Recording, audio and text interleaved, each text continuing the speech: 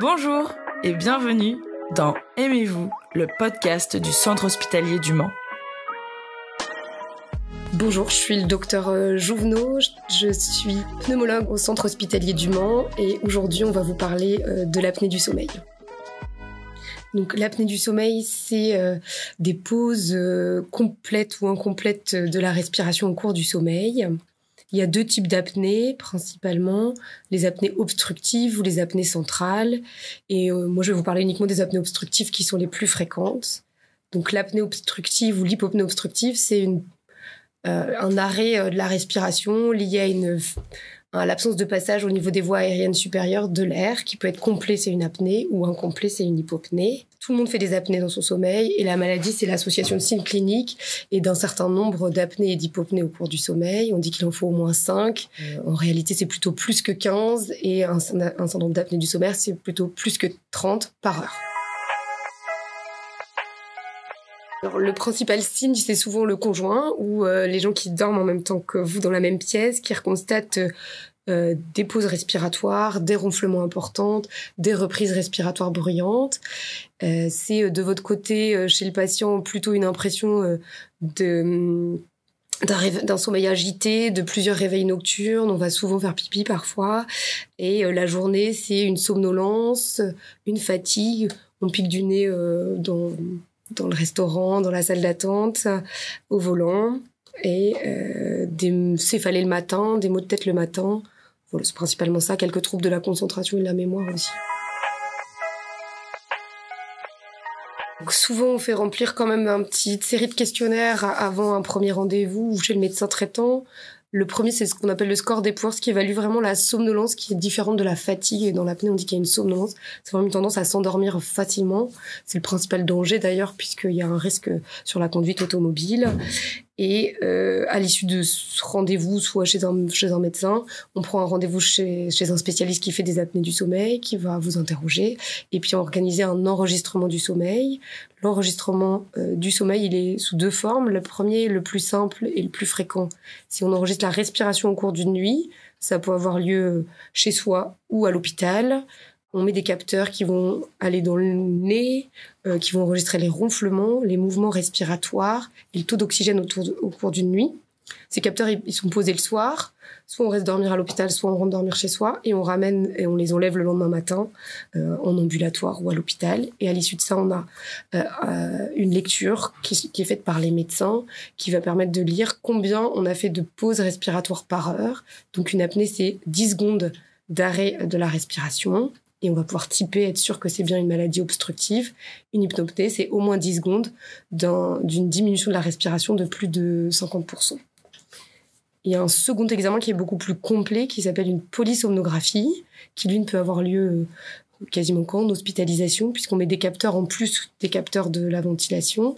On enregistre en plus de la respiration l'électroencéphalogramme, donc au niveau neurologique, qui va nous permettre de dire si on est en sommeil ou en éveil, et les différentes phases de sommeil, profond, léger, paradoxal.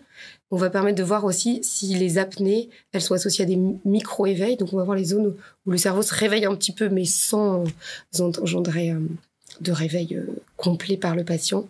On peut aussi dépister d'autres signes. On a des signes, on met des capteurs au niveau des yeux qui vont permettre de voir le sommeil paradoxal. Parce que le sommeil paradoxal, on a des mouvements oculaires sans être réveillé.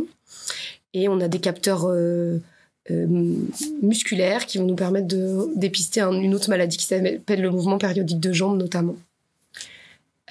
C'est un enregistrement beaucoup plus complet, plus long à lire et qui nous permet de trancher entre les syndromes d'apnée du sommeil légers et modérés, savoir si on doit aller ou non vers un appareillage, puisque si c'est associé à de nombreux micro-éveils, on estime que le sommeil est de moins bonne qualité puisqu'on a fait moins de sommeil lent profond et ça peut aboutir à un appareillage.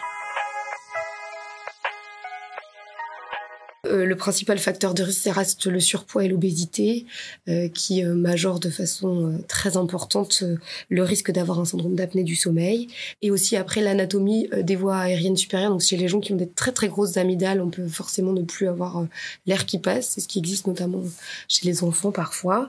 Et puis le rétrognatisme, le fait que le menton soit plus en arrière dans la bouche, ça limite en fait l'espace au niveau derrière la langue et donc ça favorise les apnées. On dit aussi que les très grosses langues, mais c'est plus rare. Parfois, chez les gens qui sont minces, on a quand même assez facilement un rendez-vous chez l'ORL ou le stomatologue pour vérifier s'il n'y a pas une anomalie ORL associée aux apnées. Je vous en ai pas parlé, mais parfois on dépiste des apnées uniquement positionnelles, ce qu'on constate, je pense, dans le quotidien. Quand on dort sur le côté, on fait beaucoup moins d'apnées, parce qu'anatomiquement, on a l'espace derrière la langue, il est plus important que ça. Alors aujourd'hui, on est à peu près sûr que ça augmente, c'est un facteur favorisant pour augmenter ça augmente un petit peu la mortalité. Après, c'est très fréquent l'apnée du sommeil. C'est des gens qui sont le plus souvent en surpoids, obèses, avec d'autres facteurs de risque qui sont déjà l'âge, le sexe. Donc, il y a un lien avec les maladies cardiovasculaires. Il y a un lien indépendant apnée HTA, hypertension artérielle, Il y a un lien entre les apnées et l'hypertension artérielle qui fait que on a quand même plus d'hypertension artérielle chez les gens qui ont des apnées.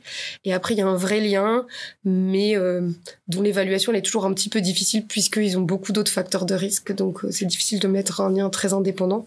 Mais on sait que ça augmente les problèmes cardiaques, coronariens, de troubles du rythme et d'AVC, sans pouvoir très bien faire le distinguo si c'est que les apnées ou si c'est le fait d'être des hommes de plus de 50 ans, d'être obèses, d'avoir souvent du coup avec l'obésité du diabète, de l'hypertension artérielle, du cholestérol. Donc on sait qu'il faut prendre en charge le syndrome d'apnée du sommeil s'il est sévère et symptomatique pour limiter ces risques, mais aussi tous les autres facteurs de risque, arrêter de fumer, perdre du poids, etc., qui vont permettre de limiter ces facteurs de risque.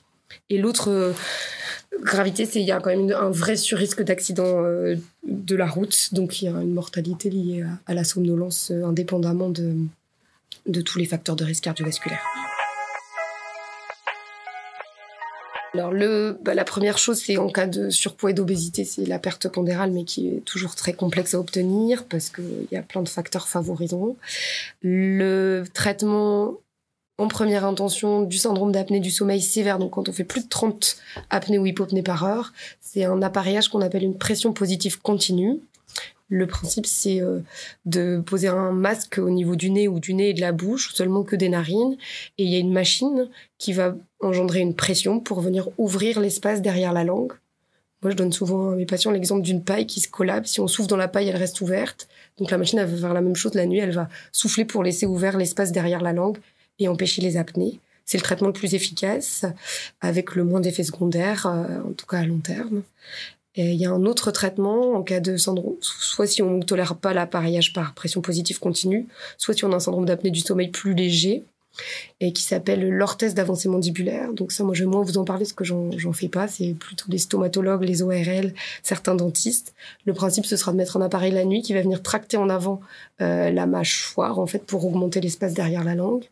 Et dans ce contexte-là, il faut une surveillance dentaire et stomatologique importante et avoir aucun problème dentaire pour pouvoir le poser puisque ça s'appuie sur les dents. Nous, on est au centre hospitalier du Mans. La façon de fonctionner, nous, c'est on a soit des avis directs au sein de l'hôpital, soit par les médecins traitants. On fait une consultation et on est un centre du sommeil qui fait donc tous les examens dont je vous ai parlé, les enregistrements de sommeil à l'hôpital ou à la maison sur la respiration et puis l'enregistrement complet par polysomnographie avec l'appareillage par pression positive continue. Et on travaille aussi avec une équipe infirmière qui vient nous soutenir pour mettre en place et aider à l'éducation et à l'information. Et un petit mot juste que je n'ai pas dit. Donc les appaillages, c'est pris en charge quand l'indication est formelle. Il y a une prise en charge par la sécurité sociale.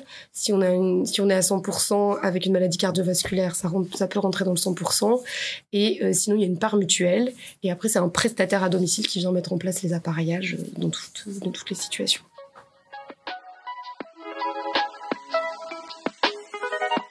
Vous venez d'écouter Aimez-vous, le podcast du Centre hospitalier du Mans. Si vous avez aimé cet épisode, commentez, likez et partagez. Merci beaucoup et à bientôt pour un nouvel épisode.